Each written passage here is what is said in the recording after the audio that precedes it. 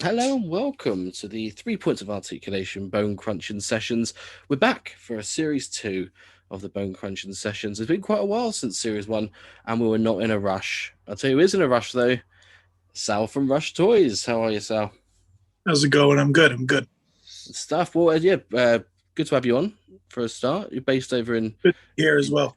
in New York. Yeah, I thought New we'd get York. Yeah, New York, everybody. Yeah. I thought we have the stereotypical New York New accent. York accent. Yeah. So yeah, I thought we'd talk about the sort of Rush Collectibles, how you guys come about, and sort of what's taken the rest of the figure storm over in the UK, especially by storm at the moment. So, yeah, Series 1 been launched, been a success. Yeah, it's been a big success. I'm extremely excited. I mean, we still have a little ways to go. We have about a month left. We're going to be selling through the month. And then after the month ends, we're going to be doing a closure on them. So then right after the month, you can't get them anymore. However many they were sold is all we're producing.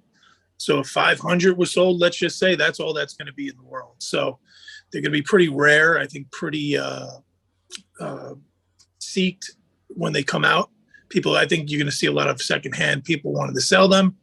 But yeah, I mean, it's not a giant number. You know, we're not looking at 5,000 figures, 3,000 figures, or 2,000 figures. We're looking at a pretty small number of figures that have so far sold these are really going to be exclusive to whoever has them.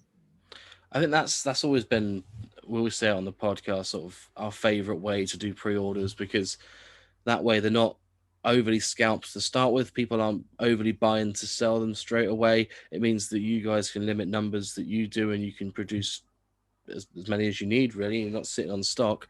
It's the best way to do it if you're introducing to the company. And not only that, as you said, down the line you're going to have people buying them on the secondary market for 3-4 times the amount, which means that Series 2, when that eventually comes out, fingers crossed, that will then rocket ship you guys into it. It's the best way you can possibly do a Series 1, in my opinion. No, anyway, I'm sure you agree. no, I agree.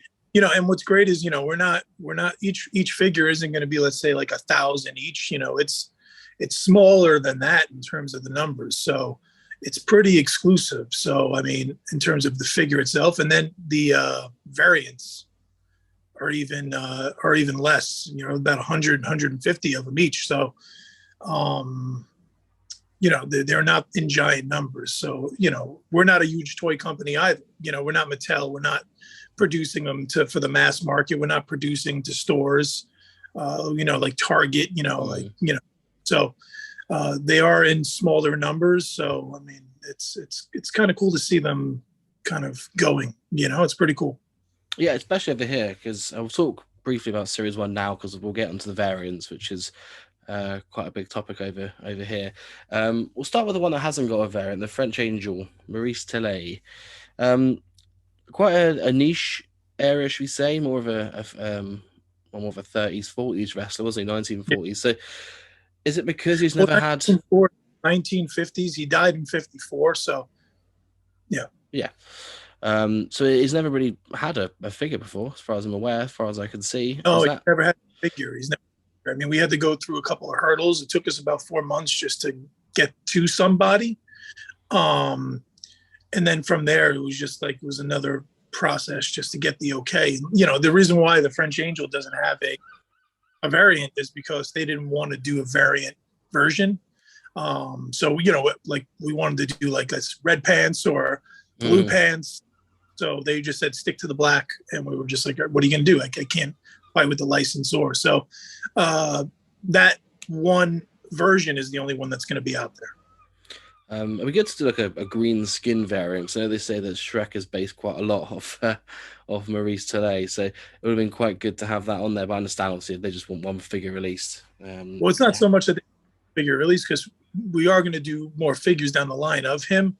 There will be like an exclusive where, because he did come down to the ring in a robe. So we might be off with a soft good down the line. We're not sure yet. But for right now, they didn't want us to go that route, like, you know, treat him like a monster. They wanted to kind of just, you know, celebrate him as a wrestler. And the one that got approved was the one, and that was, it was a little bit of a hassle to get that approved too. So it's out there, it's approved, and it's coming. And I think it's an interesting thing. Obviously, when people look more into the wrestler, into the man himself as well, they'll learn a bit more about it, about the man, and eventually want to go out and get the figure for if the second version is released. So it's a good bit of an investment for the family, I imagine. Yeah. Roadblock is another sort of niche one, should we say? It's more of a WCW wrestler, an enhancement talent, as you say. So obviously, I'm relatively familiar with him. Obviously, I watched quite a lot of Nitro recently because I never really watched it as a kid. So you see Roadblock, he does stand out because he's a big old boy, isn't he? So what was the main reason for that signing? Well, to talk, hold on, excuse me, to talk about Roadblock, I mean, as a kid, I don't know why, as a child, I was kind of infatuated with the character when I would see him on, let's say, WCW Worldwide. A couple of times on Nitro, he wrestled Goldberg. He did wrestle the Giant on Nitro one time. I don't know. I just thought the character was just always cool for some reason. Like, I could have seen Roadblock in 1989, 90 to 91 WWF. I could have seen that character there. And that's kind of like one of my favorite eras of professional wrestling. So I don't know. I just kind of really loved the character. And I mean, we were chasing after him for like 2 months just to get his contact, his number.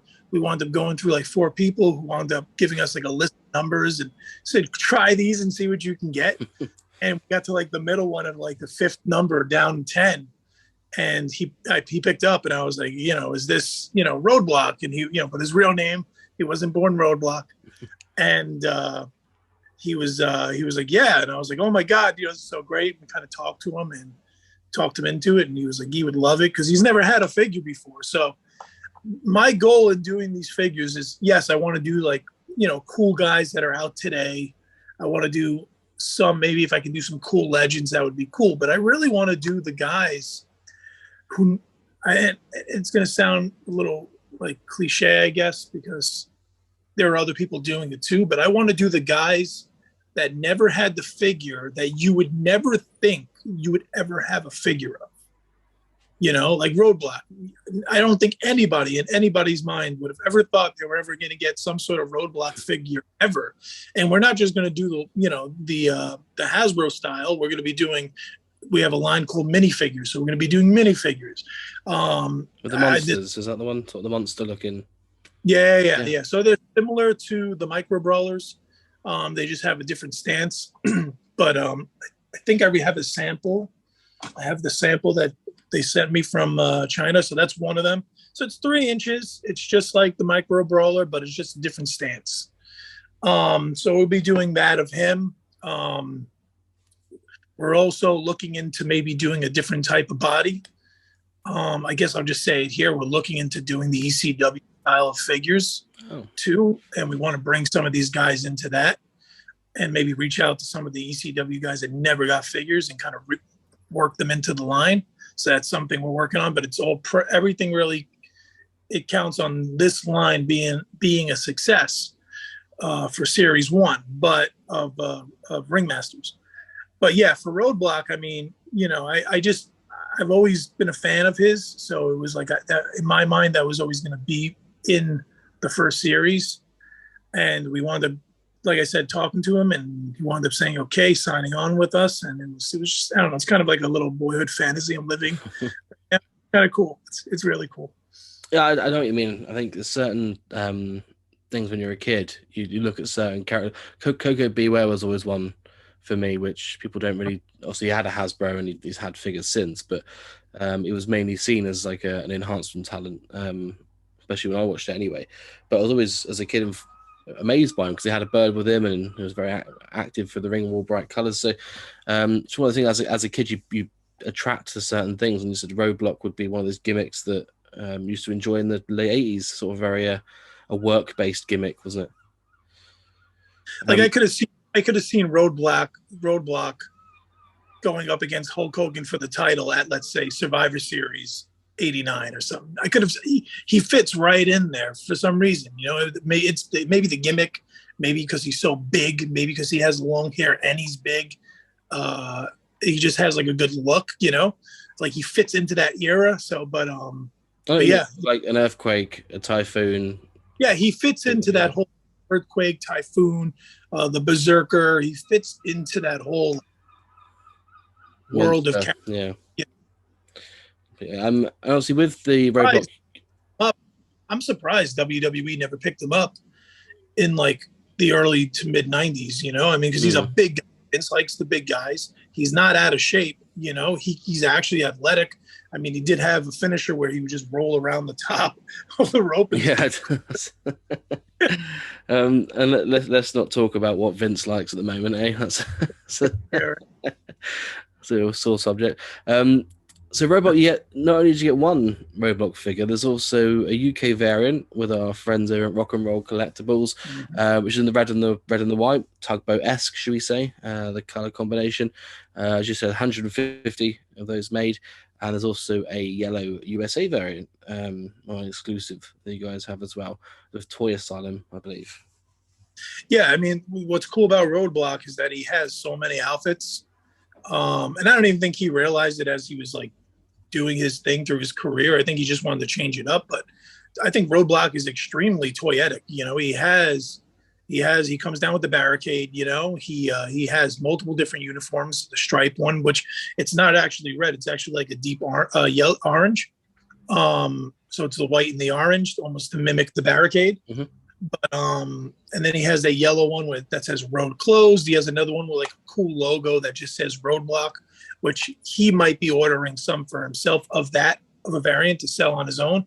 We haven't talked about that yet. But yeah, I mean, he's just so toyetic, and to not kind of celebrate those different looks, I thought was kind of a shame.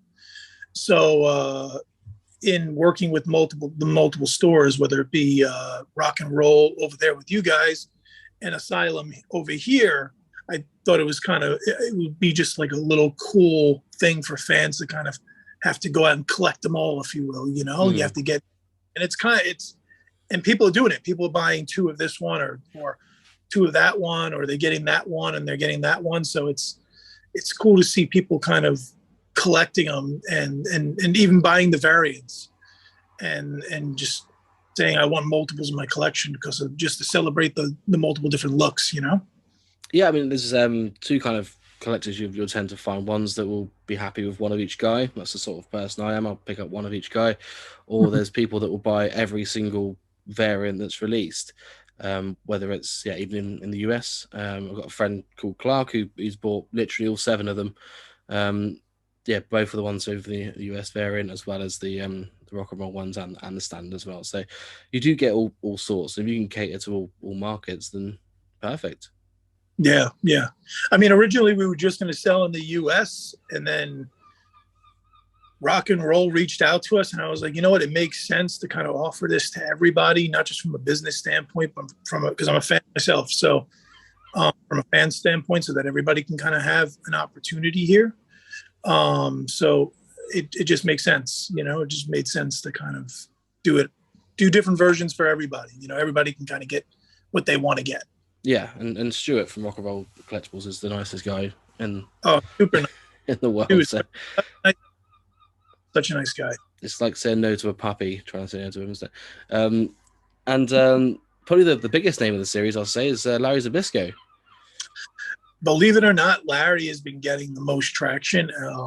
I didn't think he would get as much traction as he is. I thought Roadblock would get more, maybe because I'm a fan.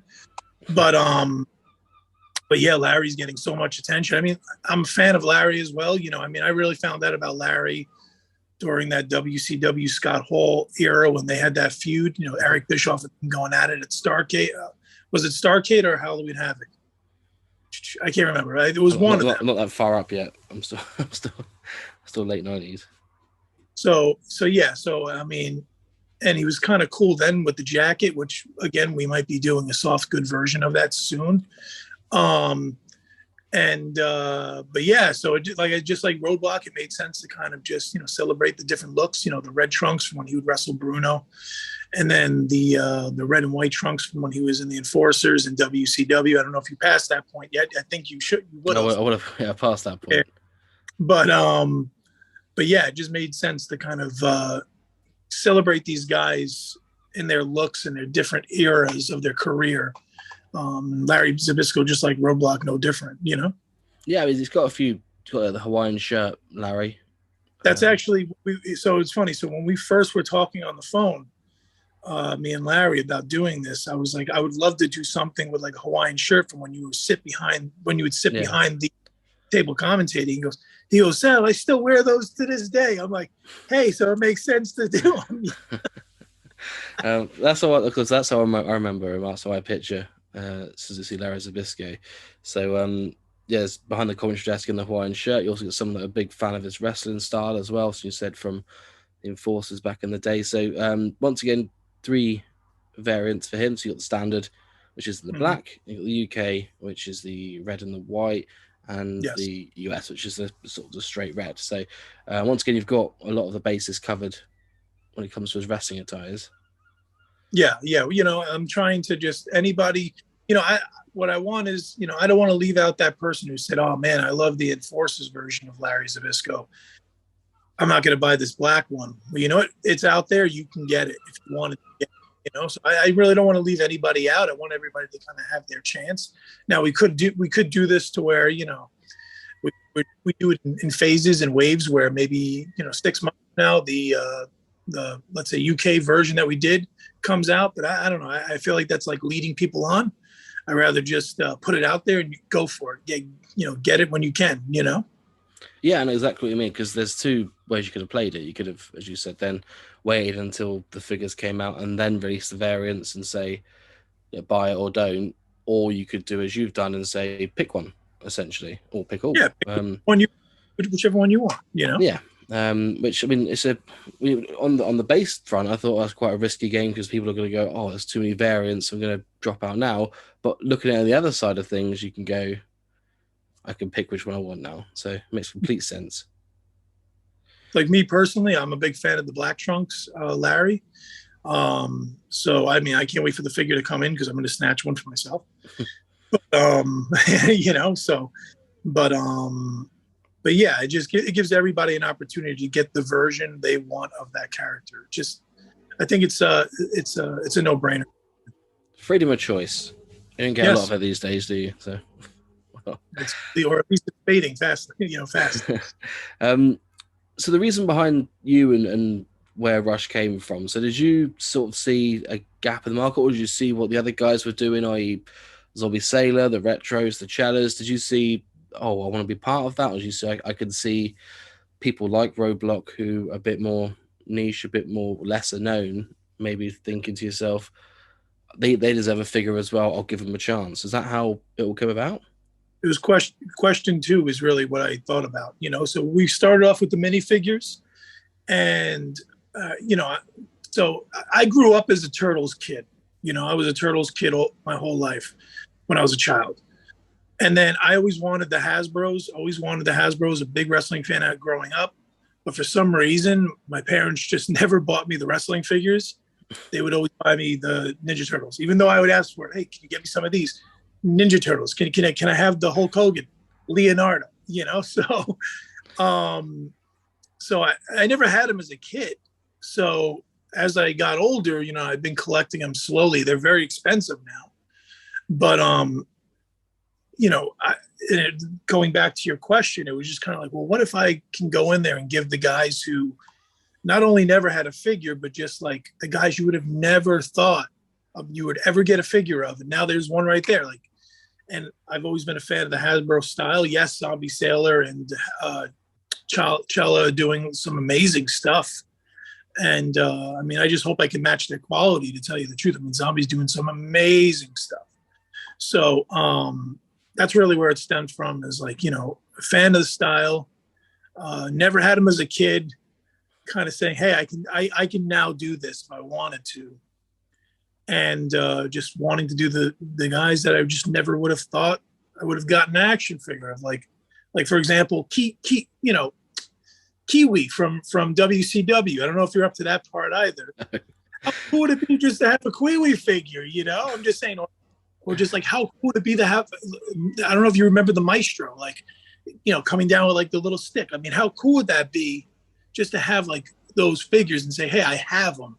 That's kind of where I want to go after, are those guys, like, or some of the luchas that you would have never thought you would ever gotten in this style, like, and I'm not talking about the Psychosis or the Rey Mysterios of the world. I'm talking about like the guys you would have never thought, like Blue Demon Jr. Would you ever think you'd get a Blue Demon Jr.? Well, hey, it'd be toyetic. It would be toyetic. Yeah, how cool with that? The cape and everything. I mean, it just, to me, it's like that's really what initiated the whole, maybe let's try to jump into this and see what we can do. And so far it's really working out amazingly. I'm not gonna lie. That's good. I think it's certainly the way forward, isn't it? Because as I said before, it just gets people a bit more attracted to these wrestlers, and they go back and watch the back catalogs, so to speak. Nostalgia factor. People might look at it and go, oh, I don't want that figure. Maybe an impulse, they go, man, you know what? I remember that guy Roadblock doing a flip over the top rope and just landed on some guy. I think I'm going to pick him up. Why not? So it seems to be more FOMO than anything else at the moment. It seems to be like when the delivery days arrive and people are putting in the group saying this has arrived today, and you get the feeling of shit, I missed out. That seems to be the new sort of factor when it comes to figures. So and I think with this, it's going to be a similar sort of thing where people are going to want to collect all of them and going to want to pick them all up. So but yeah, it's probably the best, most honest reason to start a company, isn't it? It's just you want to relive the 30 years of missing out for yourself and just relive that childhood. Do the thing you never had when you were a kid, so you can do them now. You are aware that they do a Ninja Turtles and wrestling crossover a few years ago? So man, so it's funny you say that. So they do, Ninja Turtles does a wrestling crossover. So originally, because I have some of the figures here from my childhood, I still have them. But yeah, like originally when I was talking to my partner, I was like, what if we can take the Ninja Turtle style and do something new with it and make those into wrestlers? Of course they're not going to have the shells, but they're going to have like those, the squished down legs. They're going to have like the hands like the turtles, Yeah. Like, what if we can do something like that? And then he was like, well, aren't those just Hasbro figures? And I'm like, you're right. They are just kind of Hasbro figures, just with twisted arms. So I was like, let's just jump into that. And he goes, let's do it. Because he's also a fan as well, So I do the designing in the company. I do the designing and I do the talent acquisitions. And he deals with the shipping in China and finances. Right. So those are really our positions in the company. Well, I wouldn't even say company. I'd say small business that we've started, it's just, so far it's been so much fun. I can't wait to get up in the morning nowadays. It's fun. That's the dream, isn't it? It's just to be able to get up and also NECA just to roll back the nostalgia for you. My favorite Ninja Turtle as a kid was Donatello. So I can I grab my Splinter shredder pack over here, but if I pull it down, all my reaction Ninja Turtles are gonna fall. A Jenga. Because obviously the WWE Ninja Turtles one that they released was great. I was surprised they only released, I think it was 8 that they released, 8 or 10 of those. I think it was Sting, right? They did a Sting, they did an Undertaker, they did like a John Cena, I think, right? Yeah, it's a Piper, Taker, Candlestick Maker, did everything. Those are the great figures. I'm surprised it was a very limited run. The Ghostbusters run was the same, so there's just combined into the nostalgia. So the cross licensing is always cool to me. Look at Masters of the Universe that they had recently. That's another one. They cross license with Masters of the Universe. Yeah, fingers in pies, I think's the term. So we've had a little sneak peek of the packaging. So packaging wise, red background, is that going to be consistent throughout the series, or are you going to have different series for different colors? So we're thinking about just, when I was talking to my partner, that's the red is what I kind of came up with, and he liked it too. We're thinking about just keeping it consistent throughout the whole entire series. We kind of don't want to do the yellow cards, the blue cards. We're just calling them the Rush Reds. That's really what we're calling them. And I think they're just going to stay red for the remainder of the whole entire line. Makes sense. I mean, obviously your logo itself is a very colorful logo anyway.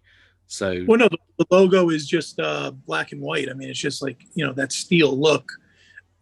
We did have like a rainbow version that I showed yeah, him, that's and he what was, I'm referring to.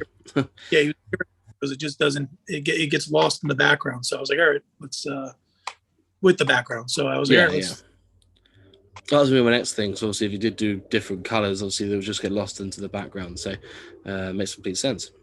yeah, yeah. So yeah, obviously on the packaging wise, have you had a look at the different the backs, for example? Because the backs are quite important nowadays. Who wants to see the figures for the rest of the series in the back? Have you had a chat as to what's going to appear on the back? Yeah, so I mean, we haven't released the back of the figure, I mean, the back of the packaging yet, but it's gonna, it'll show all the figures in the first wave, the first line. I always loved this is when I was a kid, running into Toys R Us, and of course I was the Turtles kid. So, going back to the aisle and grabbing one of the Turtles boxes and looking at the figures and saying, "Oh, I don't have that one yet." Oh, they come there now with the duck. Oh my God, I got to get the duck now when I duck.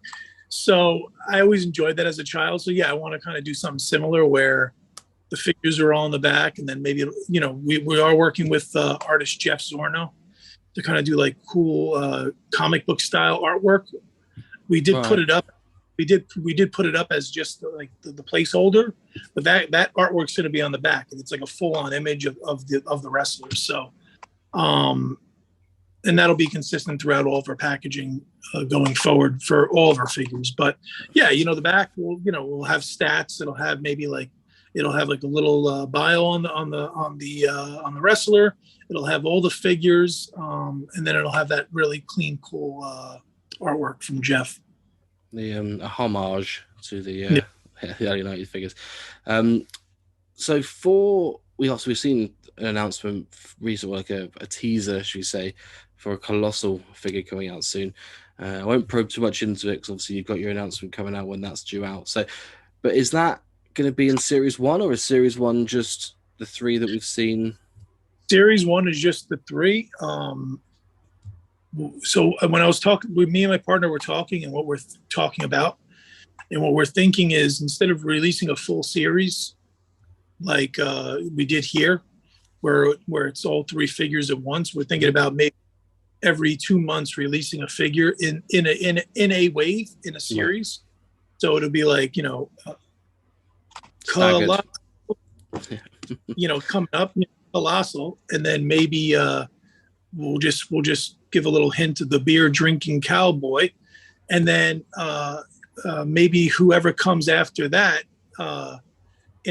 within 2 months of one another. That way people have a little time to save some money up. They want to get the next figure, and then wait another 2 months for nothing, and then 3 more figures. So that's what we're thinking. Yeah, that makes sense. There's 2 ways you can play it again. Either way is a winner, really. You can release full series at a time, which people then might miss out if they can only afford 1 or 2. Likewise, they can wait. So, and also easily for, as you said, you're a relatively small company still at the moment. It's going to be easier to stagger the releases for you, isn't it? It'll be easier from our perspective to also produce, these figures. Mold costs. If anybody who makes action figures overseas knows mold, the real cost of all of this is the mold. Excuse me. The mold cost is astronomical as opposed to the actual figure cost. So that's another factor that's kind of going into it and saying, hey, let's just do 1 at a time every 2 months. That way we can kind of produce 1, of course, build that revenue to pay for those molds, because the molds are expensive. And then another 2 months, mold, and then wait 2 months, kind of let it breathe for a little, and then 2 more months, and then to the end of the year. How's the articulation on the figures themselves? How are you moving them? Are they fully articulated or within reason, or the same as the Hasbro styles, where like the arms move up and down, the waist would rotate? Have you more like robots? No, I'm just right. No, the exact same articulation that you're going to see from the Hasbros, that you've seen from the Hasbros, you'll get in our line. We want them to just fit right in. We want you to, if you keep them on like a shelf, we want you to be able to just put Larry right in there, or French Angel right in there and just, pose him however you want to pose him based on the articulation. So Larry has 4 points of articulation: neck, both shoulders, and then waist. Roadblock, because he has like that long flowy hair. One thing I always do about like the Hasbro figures is like you have Scott Steiner, Crush or Scott Steiner, right? The hair always like flowed back. It was very weird, and it was never as long as the wrestler's hair should be. So because they had to create the articulation in the neck. So for us, what we're doing is for Roadblock, he's not going to have any articulation in his neck because he has like that big bulky neck anyway, and he's going to have flowing. But he will have the articulation in the shoulders and in the waist.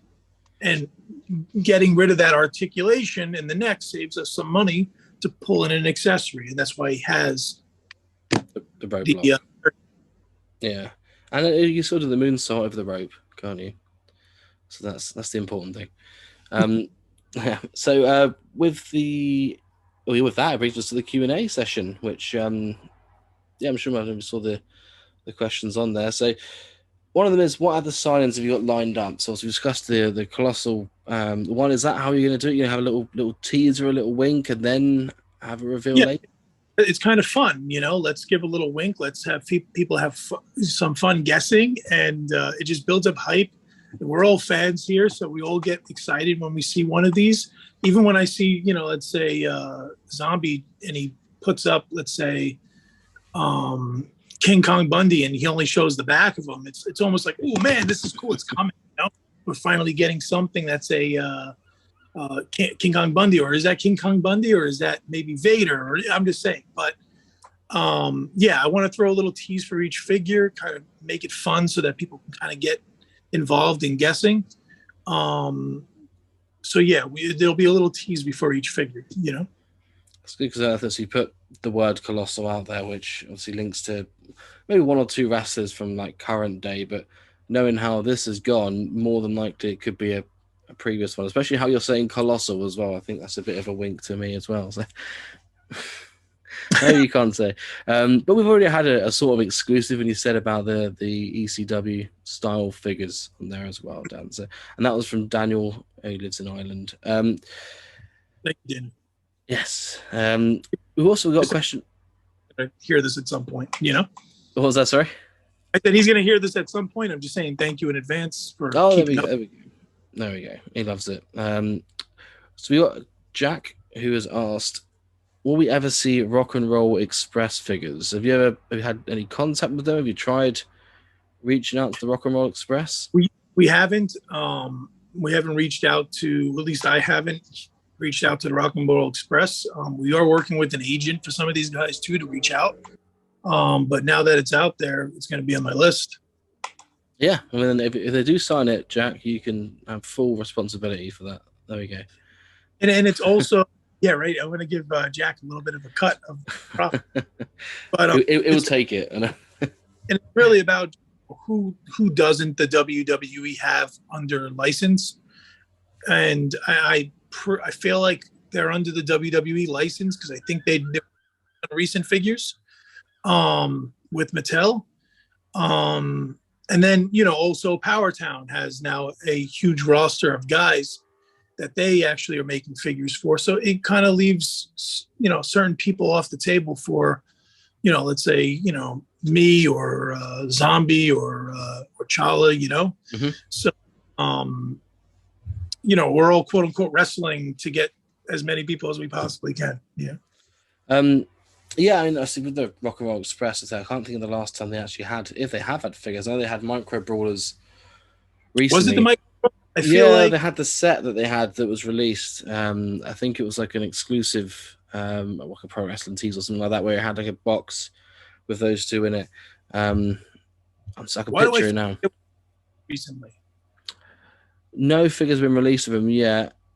In that style, in the new style. All I can think is I'm thinking of the Jax line. That's what I'm thinking of. Oh yeah, so then that would have been 08. Yeah. 07, 08. But obviously they're in the Hall of Fame, as far as I'm aware. So they are. Yeah, so there will be some sort of licensing thing there, but they appear on the indies quite a lot. They appear with a lot of gimmicks, so a lot of gimmick tables. So these sort of figures would be perfect. They fit right into their realm and right into the era. So nice little bit of lead there for you. You can get some traction. Well, the WWE contracts for the Legends deals, I think they're only 4 years or something like that, 3 or 4 years. Yeah, and then so like Larry was under a WWE Legends deal at one point, but it was up maybe like a year ago, so we jumped on Larry. But yeah, I mean, we'll see. Now that it's out there, like I said, I'm definitely gonna do my due diligence. And, listening to the people, isn't it? That's a good idea for business. So Clark, who we spoke about earlier, has ordered all 7 of the figures. He's also in a Beatles tribute band. You a fan of the Beatles? Not particularly. No. Well, there we go. Well, hopefully they'll make it big one day. He's asked. He's pre-ordered all 7 figures for the Series 1. He said, when will we be getting a painted prototype or just prototypes in general? So the prototype, some of the prototypes have come in. So Larry did come in. So I do have it here. His arm fell off. Let's flaunt into the camera. Let the dog see the rabbit. So there he is in his entirety, Larry Zabisco. These are just, so what happens in production is when you produce the artwork for them in 3D model form, instead of giving them molded, hand sculpted figures, they first do a 3D printed version of it. They let you approve the look, and then from there they do the joints in another type of mold. Mm-hmm. And from there is they'll make the plastic mold, the mold that they use to make the plastic figures out from the 3D figure. So for what you see here is pretty much what you're going to get in terms of the. So obviously that's the bonus of having the repaints, is that you could use the same mold for all 3 of them, regardless of, because that's really anything, like even Mattel, for the most case, every WWE action figure is the same. It's just the head is different. Maybe it's a different paint. They utilize the same molds for everybody for the same part. But yeah, it's pretty much, it's the same mold with just a different paint job. Yes. Exactly. It's the same with the chase figures that they have, with WWE especially.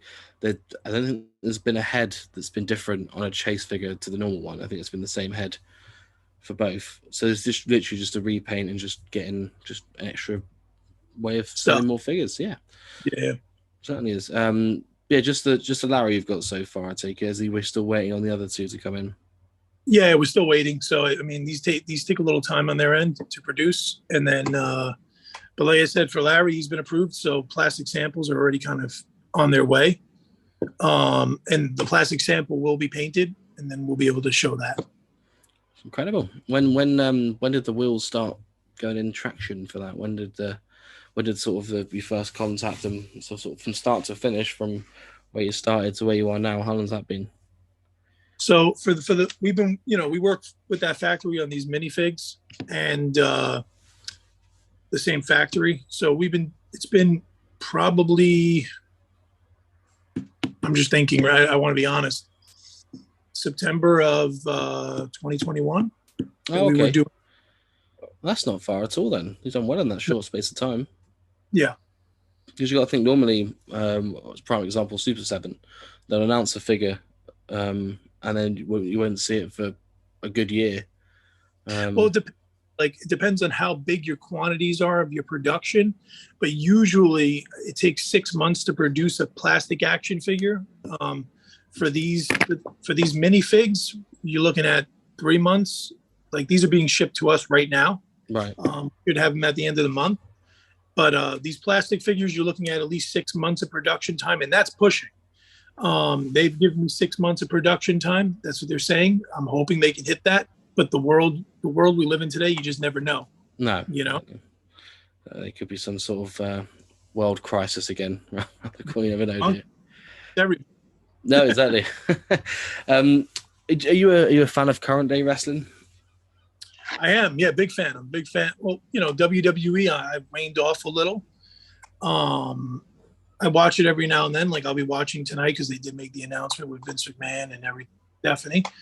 So I will be watching tonight because I almost feel like it's like a dawn of a new era kind of show you got to watch. Big AEW fan. I watch AEW every week. It reminds me of WCW. I love WCW. Um, I do watch a couple of the other guys. I do watch a little bit of NWA. I do watch a little bit of GCW. I keep up with a lot of things that's still out there. But yeah, I'm a big fan of modern wrestling. I do feel like it moves a little fast. I mean, maybe because I'm an older guy. Not that old, but maybe because I'm used to when I was a kid. It was Stone Cold just doing clotheslines and punches. And that was good for me. Every main event they fought in the crowd, and that was always getting me happy. Yeah, I know what you mean. It's nowadays it's almost like we're spoiled nowadays because we've got everything on TV that we could possibly want. But love it, every single second of it. So we do a thing on Facebook called the Fantasy Wrestling League, which basically works the same as fantasy football, but of course you pick your wrestlers rather than your football players in American football, in your term, soccer in ours. So yeah, if you give me 5 people that you'd have in your FWL team from the current wrestling. Reckon your brain's in now, but if you pick five current day wrestlers that you'd have in your team, who would you go for? Oh, wow. And why, of course. Okay. You can go for an all New York based team if you want to. You can. I mean, if I had to say, you have to have Kenny Omega in there just because he's one of the greatest of today's era. Yeah, so I would say Kenny Omega being one. You got to have Cody Rhodes in there because of just what he's been able to do, from literally being the bag face guy, from the mustache guy, to the guy who's just dressing like his brother, to now pretty much WWE pushing him as the next John Cena, if you will. They're trying to make him the next big guy. So you got to say Cody Rhodes. Roman Reigns, just because of what he's doing. I mean, he's the biggest face heel in the industry. You love to hate him, but you hate to not love him at the same time. I want to throw Undertaker in there, but we're throwing Undertaker in there just for the hell of it. Just for legendary status. Yeah, he'll be back, trust me. And I see. I think that's 5, isn't it? I'm pretty sure. 4. That's 4. I'm counting. You got your 4 horsemen, right? If I had to choose number 4, Adam Page or Cole. That's Adam Page. I almost mixed him up for a second there. Adam Page. Adam. The Adams. Adam Page is obviously. I think he's set for a big match at Forbidden Door, isn't he? With Jay White, which should be. Well, I think the way they set it up was Cole wanted it, and then Page wanted it, and then Jay White came out and said, "None of you are getting it. I have somebody in mind." So I think that leads to Kenny Omega, to tell you the truth. I mean, Kenny and Jay White going at it for the IWGP title. So we'll see. It's going to be interesting. Well, I'm hoping it leads to a fatal 4-way because I like a multi-man match, but. That's the thing. If they do 4, now we're 2 wrestling fans talking here, but now if they do a fatal 4-way, now they have 2 fatal 4-ways on one pay-per-view, because they got the fatal 4-way that they're doing for the All Atlantic title. Oh, yeah. So yeah, unless they figure out a tournament style, which the tournaments get old at AEW, I think, but yeah, it's all elite tournaments it seems to be at the moment, isn't it? Especially Owen Hart stuff recently. Jeez. But yeah, with the FWL, that brings our interview to an end, to a close. I mean, I'm fully excited as to how this comes up. I love voting for the small guy, so to speak. So yeah, fingers crossed. We'll see the figures come out in the time frame that you guys hope. Because I think that's always going to be your biggest challenge, isn't it? Is the time frame, and 6 months is a generous time. So I think it'll be fine. Yeah, I mean, usually 6 months is average. 7-8 months is actually like realistic. But so they're telling us 6 months, so I'm hoping for 6 months. So we'll see what happens, and then in the future, when it comes down to just guys that I hope to get, like I've been trying to reach out to Marco Stunt. So if Marco can, here's this interview, or you send it to him, give me a ring. I would love to talk to Marco Stunt about doing a mini fig. No, it was a joke. There's a pun intended. But a Hasbro style figure. So I would love to do that. But yeah, we'll see. 6 months. I can't wait. It can't come quick enough. Oh, fingers crossed you don't hit a roadblock.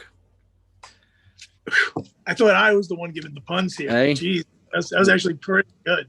We'll end it there, should we? We're only any better than that. Sal, thanks for your time. Obviously, thanks for taking the time out to speak to us today. Thank you for having me, man. Really appreciate it.